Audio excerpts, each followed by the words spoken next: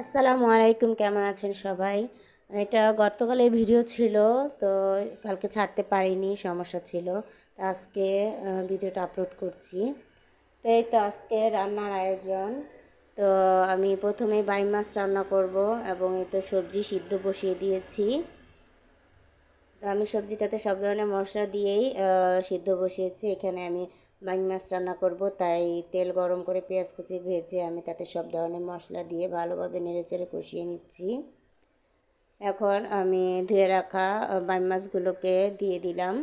তো ভালোভাবে নেড়েচেড়ে নিচ্ছি। তো মশলার সাথে ভালোভাবে নেড়েচেড়ে মিশিয়ে নিতে হবে। তো এই তো আমি সবজিটাকে নাড়াচাড়া দিয়ে নিচ্ছি। তারপরে এই যে মাছটা ভালোভাবে আবারও নেড়েচেড়ে নিচ্ছি।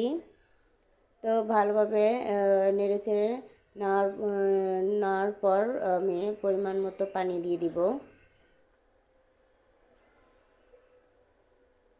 তো পানিটা দিয়ে আবারও ভালোভাবে নেড়েচেড়ে নিচ্ছি। তো কিছুটা কাঁচামরিচ ফালি দিয়ে দিলাম।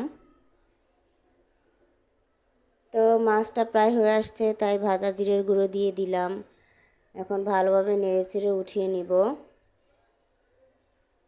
তো কড়াইতে আমি সবজিগুলোকে বাগার দিব, তার জন্য পেঁয়াজ রসুন কুচি ভালোভাবে ভেজে নিয়েছি। এখন সেদ্ধ করা সবজিগুলোকে দিয়ে দিলাম। তো ভালোভাবে নেড়েচেড়ে নিচ্ছি। তো এই তো আজকে সবজি তরকারি রেডি। এখন বাচ্চাদের জন্য আমি মাছ রান্না করব, পাঙ্গাস মাছ। তো সেজন্য দুটো মাছ ভালোভাবে ভেজে নিয়েছি। তারপরে এই তো কড়াইতে পেঁয়াজ কুচিয়ে ভালোভাবে ভেজে নিয়ে মশলা কষিয়ে তারপরে পরিমাণ মতো পানি